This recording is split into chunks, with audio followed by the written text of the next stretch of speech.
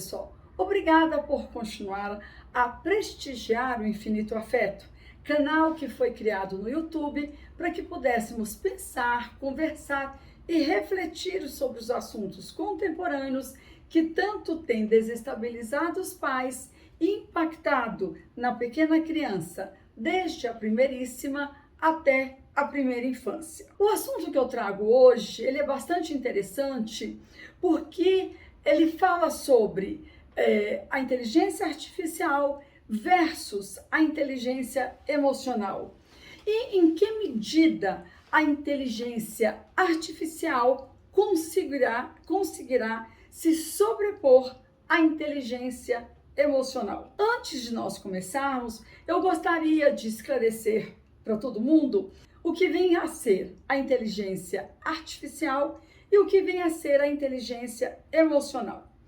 A inteligência artificial é um sistema que pode armazenar armazenar e analisar bilhões de dados, e a partir dessa análise, ela pode realizar automaticamente tarefas e executar comandos. No entanto, a inteligência artificial, ou seja, os computadores e as máquinas, ela é incapaz de criar uma estratégia e funcionar a partir do zero.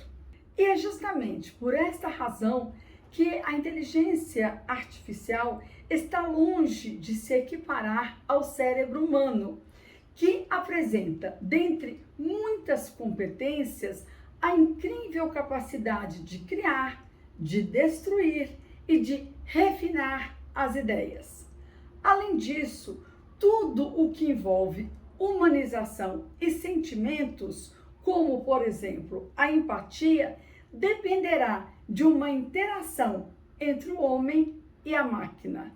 Por outro lado, a inteligência emocional é justamente a capacidade que o indivíduo tem de identificar e lidar com as emoções e sentimentos, não só aqueles sentimentos pessoais, como também de outros indivíduos. Será que algum dia a inteligência artificial conseguirá se sobrepor à inteligência emocional?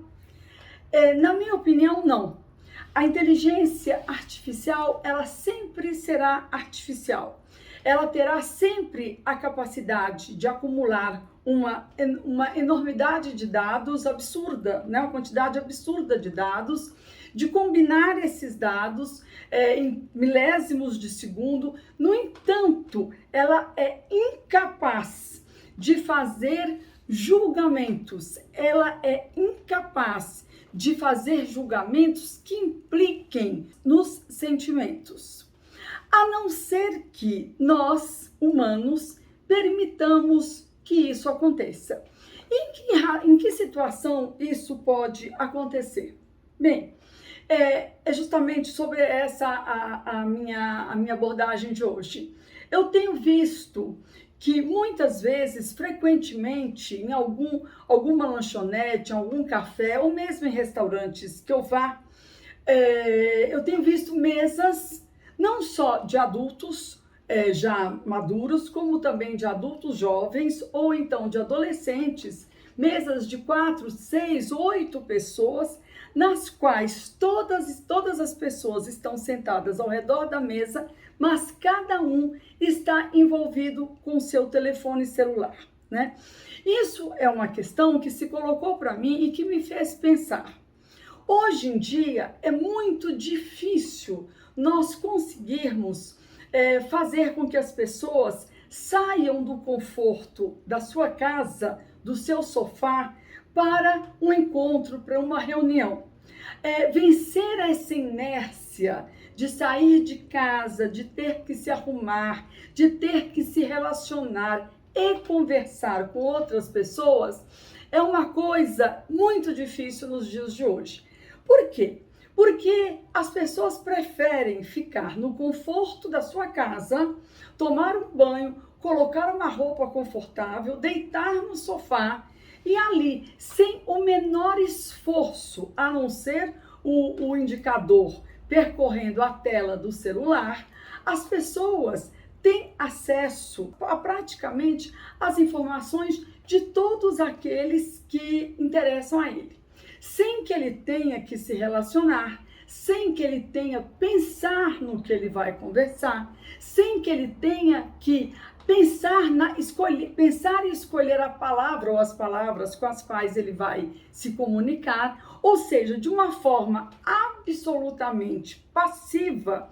Ele sabe exatamente o que todo mundo está fazendo, onde as pessoas que o interessam, claro, onde todo mundo está, e ele consegue também, através dos emojis, se comunicar com os amigos para informar sobre a vida de determinada pessoa. Isso não acontece se aquele adolescente ou aquele adulto decide sair para se encontrar com alguém. Ele vai precisar primeiro se produzir, depois ele vai precisar se deslocar até o local do encontro, ele vai precisar falar sobre algum assunto, conversar sobre algum assunto, e além disso, e nesse caso, ele terá acesso apenas àquelas pessoas que fazem parte, que compõem aquele encontro. Então, de outro jeito, ele tem acesso a muito mais pessoas, né? Ele sabe o que está acontecendo com muitas outras pessoas, com muito mais gente. A gente vai sendo atravessado por essa situação. Então, entre sair com os amigos e ficar no sofá, ou se sair, ficar na tela, subtraído pela tela do computador ou do telefone celular, que não deixa de ser um mini computador, é muito mais confortável do que ficar tendo que conversar, se relacionar, discutir e, o que é mais importante, pensar, né?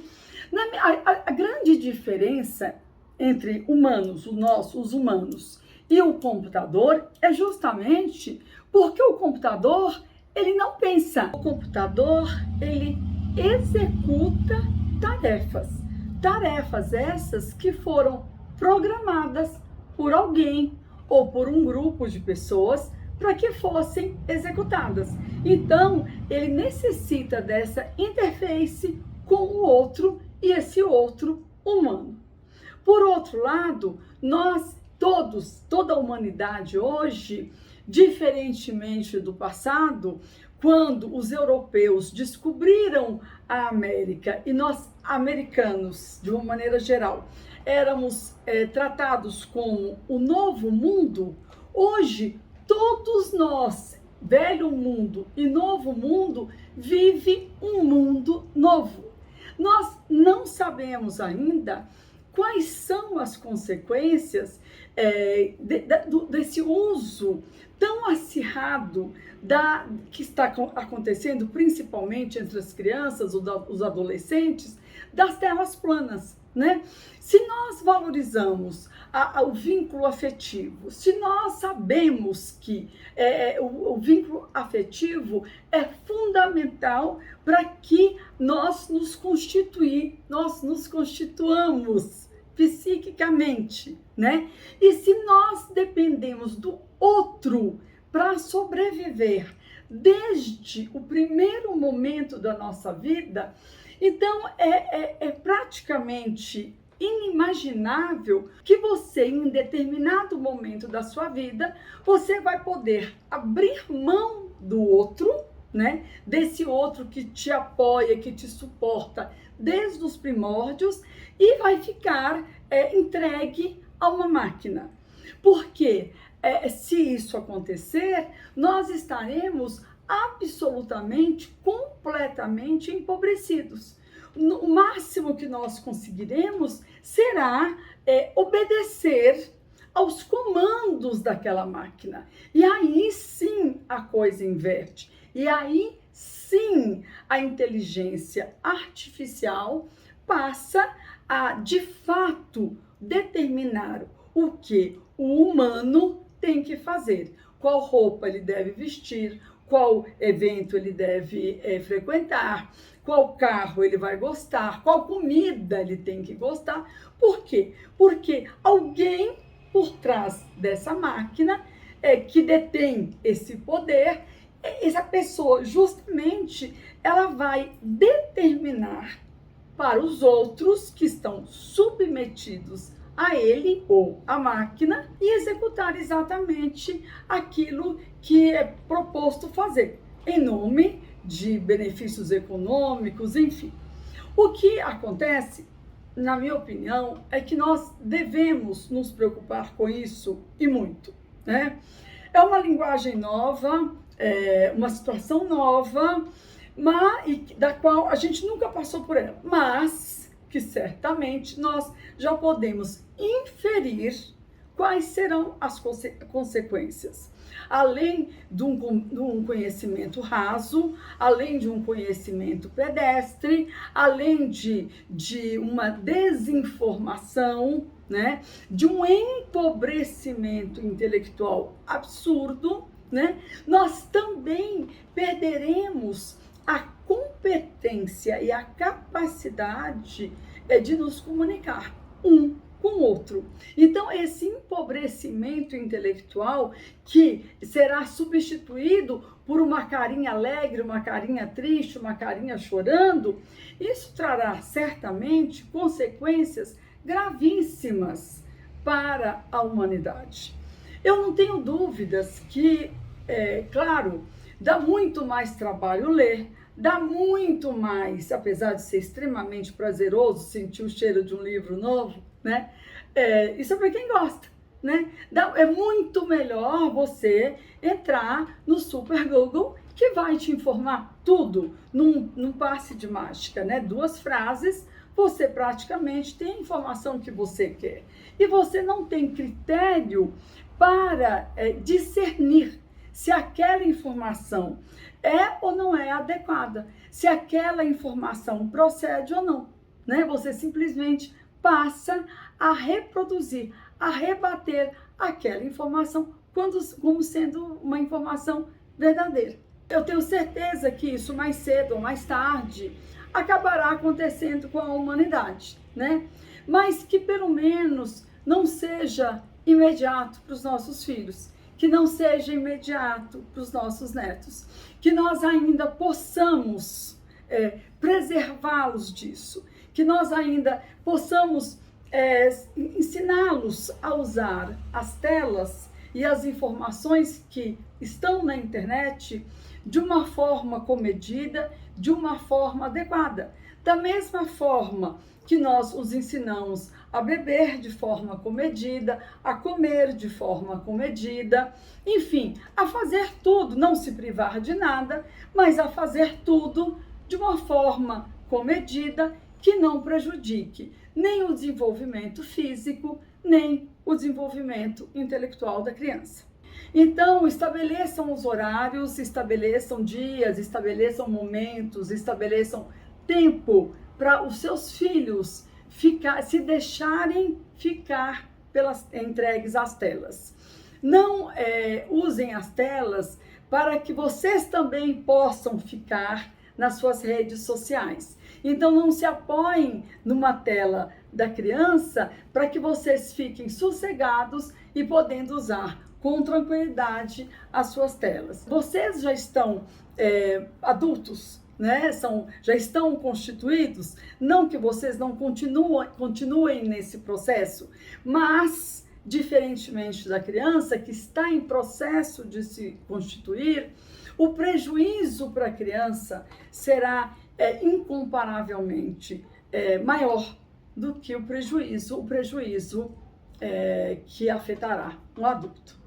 Hoje eu fico por aqui, eu espero que esse assunto faça com que vocês reflitam, né, sobre o tema, né, olhem para os seus filhos e vejam o que esse novo mundo ou esse mundo novo está fazendo com a minha criança, tá bom?